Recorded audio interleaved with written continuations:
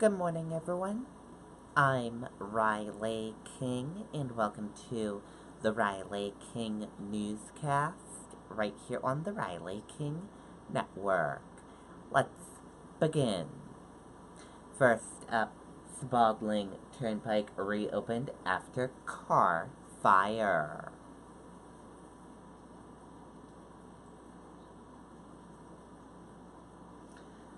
The northbound lanes of the Spalding Turnpike are now reopened in Dover after being closed for nearly 2 hours Saturday afternoon.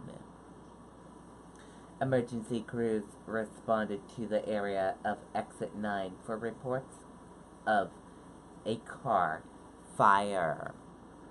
Flames then spread to some nearby brush on the side of the highway, scorching part of the land. Authorities closed down the area of the road at about 4:15 p.m. Saturday. There were no reports of any injuries. And here is a photo of that car on fire.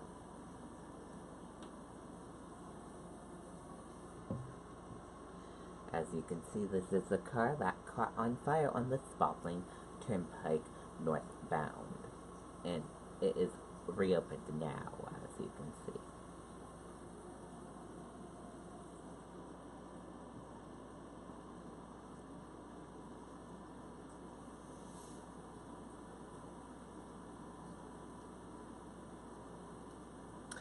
Man reportedly drowns in Lake Webster.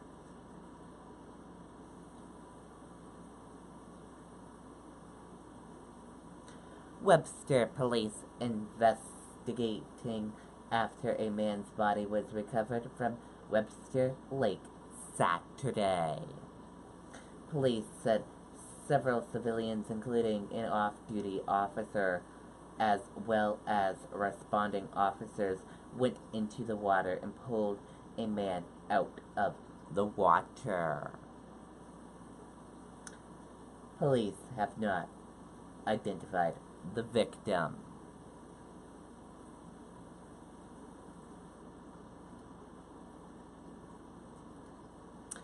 Woman who drove car onto Sanford baseball field, killing man, had prior OUI convictions, police say. Let's take a listen to the video from WMTW News 8 Maine.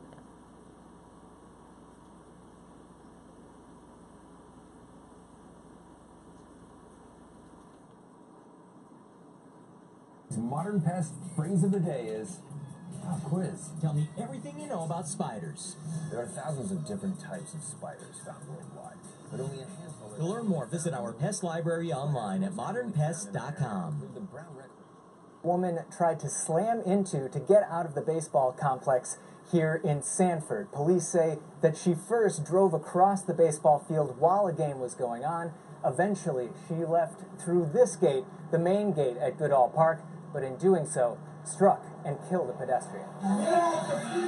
Chaos and confusion. Heard screeching tires, and I see this car come flying in and going around the backside of the park. A night of baseball turned to panic. And then we just kept hearing an engine just revving and revving and revving, and after that, it just kind of was a blur. Witnesses say a woman drove through the gate down a narrow walkway. And I saw a gentleman grab either his grandson or his son, threw him on his shoulder and got him out of the way as she came whipping around. Mike Glennon and Jacob Willett were in the press box. The kids on the field are running in every which direction. A lot of screaming and yelling in the park itself. Police say none of the players were hit or injured, but driving out of the complex, the woman hit 68-year-old Douglas Parkhurst, who died on the way to the hospital.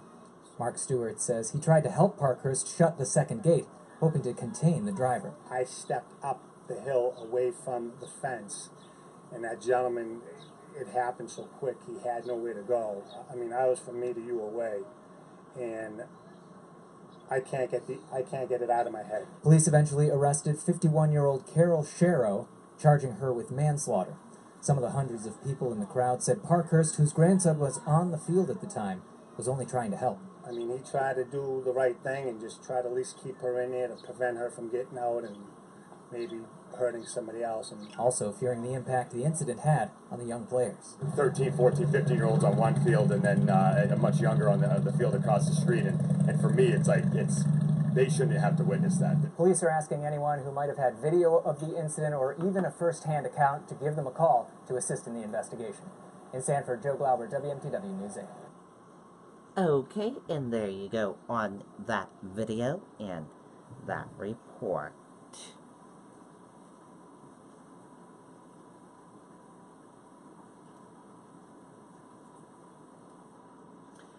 Giuliani threatens legal battle with Mueller over subpoena.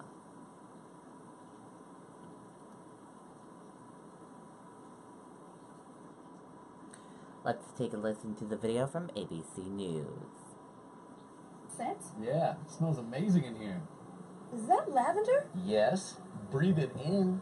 It's like being transported into a field of lavender. Let's go, folks. Break's over. I'm so getting one of these for my home. Experience the new Airwick Essential Mist. Next to the political headline breaking out of Washington tonight, the secret memo just revealed. A 20-page confidential correspondence sent from President Trump's legal team earlier this year to special counsel Robert Mueller, making the case behind the scenes to the special counsel that the president can't obstruct justice. That letter, first reported by the New York Times, confirmed by ABC News. Tonight, ABC's Tara Palmieri with the late-breaking details.